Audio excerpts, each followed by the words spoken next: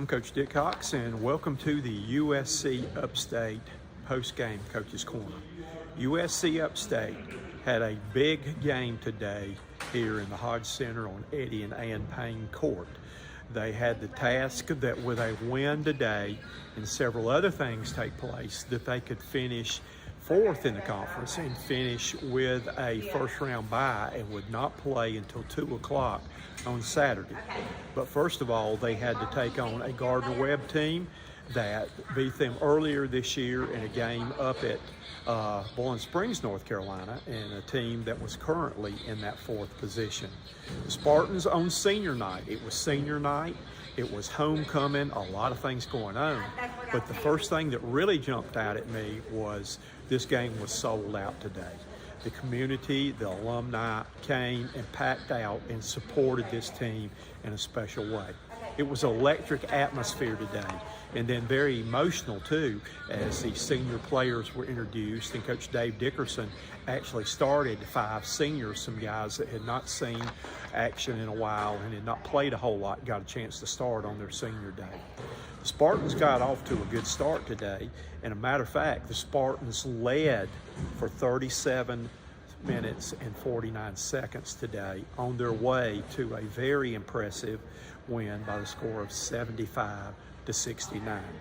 Again, a couple of the senior players, first of all, Kadarius Smith, who got the start today, had a career day as Kadarius scored 16 points to be one of the 3 leading scorers for the Spartans. Mr. Goodlow, a senior player for the Spartans, scored the first 5 points of the game, and also scoring 16 points for sophomore Jordan Gainey, along with 16 points from sophomore guard Trey Broadnax.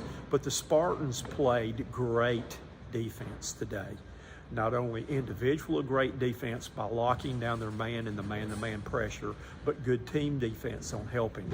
The last time USC Upstate played Gardner-Webb, Gardner-Webb came out with a 1-point lead at the half up there and shot 78% from the floor in the second half and did not miss a shot for over 10 minutes. But the Spartans were determined that was not going to happen again. Another key thing today was the Spartans' defense creating turnovers. Gardner-Webb today had 18 turnovers, and again, with the steals department, that Jordan Gainey, who leads the conference in steals, had 4 steals on his own. But another key thing to what I say wins ball games, and I have trouble getting lots of young players to realize this, is free throws.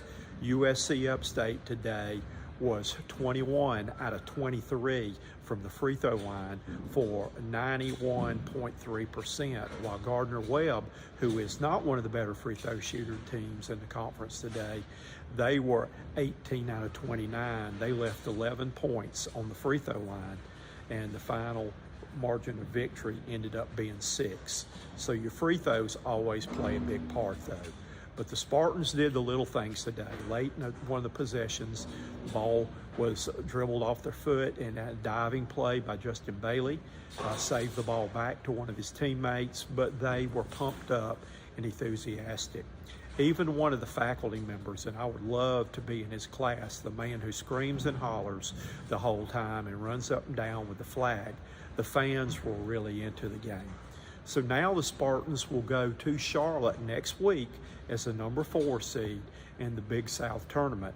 And who else do they get to play? Who other than play Gardner-Webb again first round. Should be a good game. It's on the neutral court this team. Both these teams have won on their home court. USC Upstate, after being picked to finish 8th in the preseason polls, finishes 4th and defeated everybody in the conference at least one time except for Campbell though. So again, March Madness begins on next Friday, and the Spartans will be a part of it. It's money time now. The big games from here on out, this is what it's all about. This is what you played for. Again, a great day today to be a Spartan. I'm alumni, so I particularly enjoy this game today and enjoy working with this basketball team, having coached here over 40 years ago. But your final score today was USC Upstate wins 75-69 in the last game of the regular season. Coming up, you'll hear what Dave Dickerson had to say about the game. And we also caught up with Justin Gainey to see what he thought about the season too, though. So sit back and enjoy the rest of our post-game Coach's Corner. And welcome to the USC Upstate post-game Coach's Corner. We're joined with USC Upstate head coach Dave Dickerson. Dave, what a great scene today. I walk in the door and immediately see the big letters "sold out." And what electric atmosphere today for homecoming and for senior day. And you guys did your job by putting on a show today. I don't know if we put on a show, but we won an important game. And our students and our supporters, and having this game be sold out is a big deal for our program. And you know, when I first came here, I just wanted to be what's good about this university and just be a part of that. And our basketball team, like I said before, I think our supporters and our students trust us right now. And we love where we are as a program right now, so we just gotta see if we can push it forward. And it's got to be great too that this was senior day, and that's a special group of seniors for you. Yeah. Your son was one of them, though. But to see Gardner-Webb Smith come out, and what a memory he's going to have for his final game here. And then you also have several of the other seniors that really stepped up and had a big part. That you know, early Mista comes in, scores your first 5 of the game out there, though. But just they were so excited for the game, and they wanted to get that last dunk in before there. But they've got a memory they'll always have. Well, you know, those seniors, you know, last year's seniors and this year's seniors are just special for our program. And they trusted us, and they trusted me as a coach to come to Upstate. And you want guys to come in 3 or 4 years and lead the program better. And those guys have done that. And when Kai and Mista, especially those 2 guys, along with Nick now, when those 3 guys are playing high-level basketball, it makes us hard to beat. And Mista made some phenomenal defensive plays tonight, and just Kai, 2 big free throws, putting the ball in the basket when we needed, and just being calm. And then Nick really had a 5-0 run for us that we needed as well. So, you know, Thomas Shader and D3, my son, those 2 guys are the reason why we're as good as we are, because they're everyday guys. Even though they're walk-ons, they're just everyday guys, and they're positive, and they love where they are, and they're great teammates. You mentioned great defense. I think last game they shot 78% from the floor in the second half, but you put them on lockdown today and just played super team defense, individual defense.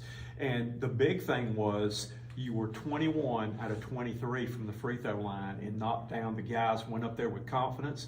They bent their knees, did all the little things under pressure. I was watching that today, bent their knees and did the little things, and you won the game from the free throw line. You know, free throw is one of those things that a coach thinks he has to work on.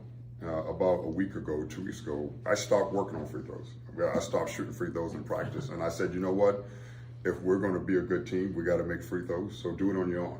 And I have great players, great guys, and our guys work.